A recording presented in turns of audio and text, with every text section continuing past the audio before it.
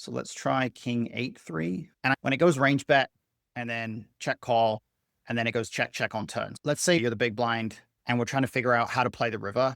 How do you feel like you're thinking about those spots in game? What sort of things do you find yourself thinking about to try to figure out a river strategy?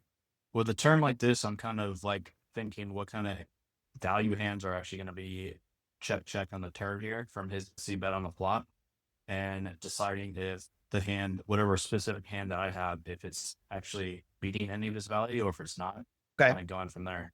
Yeah, I mean, I think the starting point has to really be to figure out what's the top of villain's range, right? I think that in most cases just has to be a pretty fundamental aspect of how we're building our strategies, because if we don't know where the top of villain's range is, it's extremely difficult to really build out any kind of a reasonable strategy. So it's certainly the case that we have to think about where the top is.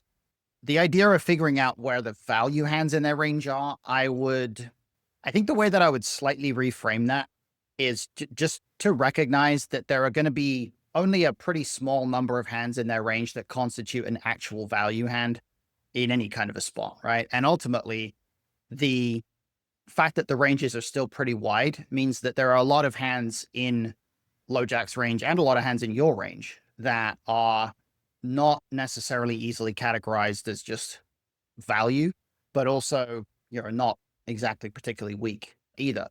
And so we have to start by looking at, in our range, what are the hands that we are going to have that are going to be strong enough to value bet? What's the range of hands that we are looking to get some value from here?